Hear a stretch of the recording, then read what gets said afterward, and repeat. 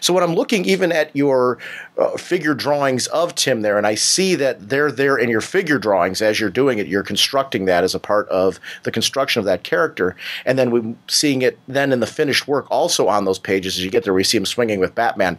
It's one of the things that I'm like, yeah, this is exactly what it's important to me as a fan, as a reader, somebody who appreciates art, to see those elements in the process, because that is the difference to me between art that I find the most visually pleasing and artwork that I tend to pass over a little bit faster. I tend to come back and look at those pages because for some reason there's that visual trick that you look at it and you feel like, okay, I'm seeing him from a different angle at this point. And I think that's because those elements are there. Oh, great. That's a really big compliment. I mean, we are working on a two-dimensional surface, so to speak. Tricking the eye using a sense of depth is more of a tool in the arsenal when you're doing inks or pencils, honestly. Mm-hmm. In the wireframe stage and what I cover here in the wireframes chapter, in Chapter 9, it's more talking about, there's not a lot of discussion about line weights in this. Line weights can oftentimes bring contrast and create emphasis on what is in the foreground versus the middle or background. But it does talk about,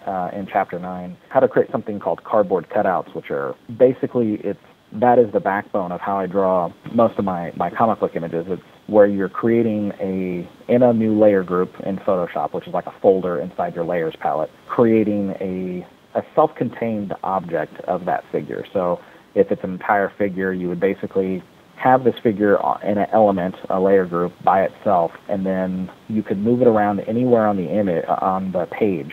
And if your background has been completely drawn in behind that figure on a layer underneath it, and then the cardboard cutout is above it, then you can place him anywhere, and he has a knockout layer that'll make him look opaque, so it blocks out anything behind him. It's similar to an animation cell. We went to Disney World a couple of times, and they have an art studio there where you can actually see the classic Disney films.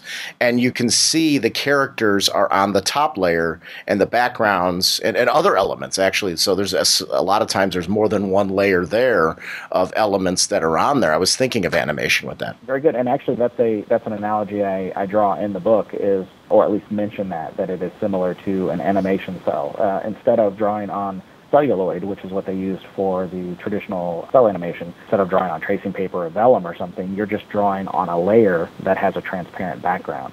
So that's another way to understand layers in a less intimidating way. It's like you're just drawing on an infinitely transparent piece of tracing paper, and you have as many pieces of paper as you want. So if you want to draw Robin on the top one and then draw whoever he's fighting on the next one underneath it, and then underneath that draw the background or whatever, so that each of those elements can be tweaked and rotated and stuff without then affecting the rest of the drawing, in the sense that, if I were to draw a background that basically on that layer, the background only came up to where Robin started, so it stops where Robin starts.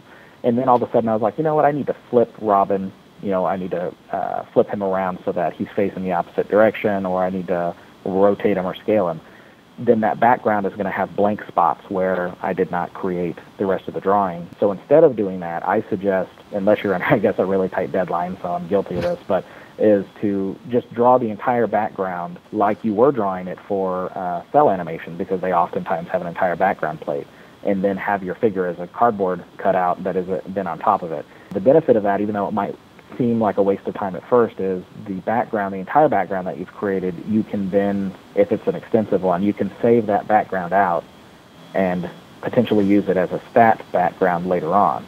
For anyone who's not familiar with that term, a stat background is just you're duplicating or reusing that background somewhere else. It can be a time-saving trick. I have used that quite a bit. I usually suggest, though, just for safety and for just so you don't turn off some of your more observant readers, that you usually change something about that background if you ever reuse it. You either re-ink it, because although I'm skipping ahead here, but later on when I talk about inks, you are inking on a separate layer by itself, so you can always just trash that layer, and then basically you're left with a clean wireframe of the background again, so you could flip it, distort it, and then re-ink it, and it'll feel less like a duplicate of the same already used artwork.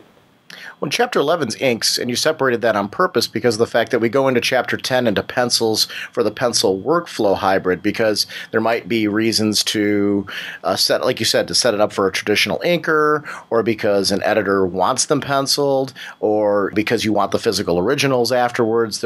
I did like that about the book, that it was flexible to be used for a variety of different purposes. So Chapter 10 goes into a different option if you're going to go the pencil route.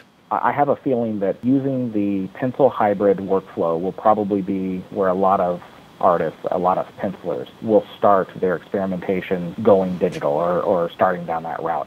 And it's because this is the biggest, as a penciler, now I do pencils and ink for my own work, but for a while I was just doing pencils. And the old way of working was to do on a piece of printer paper, 8.5 by 11, I would do my roughs and then take it to a place like, Kinko's or a copy shop, get it blown up to 11 by 17 size, and then lightbox onto a piece of artboard. There's nothing wrong with that process other than that it's just very time consuming, at least it is for me. The alternative to that I proposed in Chapter 10, the pencil hybrid workflow, is to instead work out your roughs digitally so that you can get them exactly how you want them as far as the nuances of the storytelling. Even go a little bit past the rough stage. Go to something I call breakdowns, which, that's not a completely new term. That's pretty normal, but it's a step beyond roughs. It's when you start getting into the anatomy and stuff. It's almost like the pencil's equivalent of a wireframe. You're getting more into the anatomy of it, but it's just not as clean usually. So then when you have your breakdowns done, what the step I'm about to say takes the place of the lightboxing step. You're already drawing in the computer at 11 by 17, and then either get a large format printer yourself or just take it to Kinko's or something, and have your breakdowns printed in light blue onto the artboard so that it has just saved you the step of lightboxing. So if someone picks up this book for no other reason than to just cut out the lightboxing stage, which to me was the most tedious, I hated that step. If I was doing a series of pages, I would just dread the lightboxing stage. What I just described in the pencil hybrid workflow, and it goes more in depth in the chapter itself, that alone would save you a lot of time. And that will also give you the experience of working in Photoshop, which could then potentially grow into the all-digital workflow or the ink hybrid workflow that I also discussed. This is a great chapter, again, for the amount of screenshots and shots of the artwork and what it's going to look like at various stages, because you show a lot of different scenarios. The cleaning up the penciled art section for direct-to-color. That was great because you get to see the original artwork of the Flash, but then the different stages of what you can do with it on the computer zoomed in at various levels, and also next to it what the tools and the screen's going to look like for you when it's in front of you.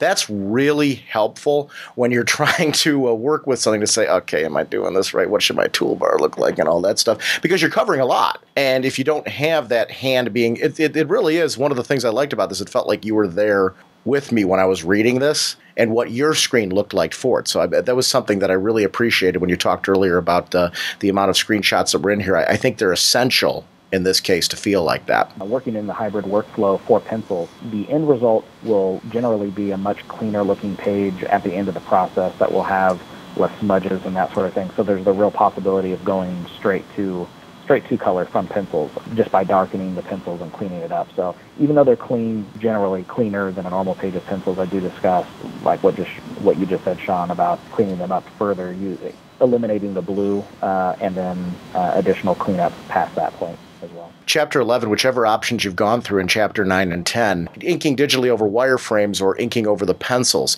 What is the difference in that process? Because is it different to ink over wireframes than it would be over regular pencils, or how does that work out? It is different. Inking over wireframes is more akin to doing finishes. If anyone's familiar with that term, it's basically when you get the opportunity as an inker to add all the texture and shadow yourself. So it's more like inking over breakdowns, I guess, but just really, really clean breakdowns where some of your work is already done, because when we're drawing in the wireframe stage, we're drawing in black.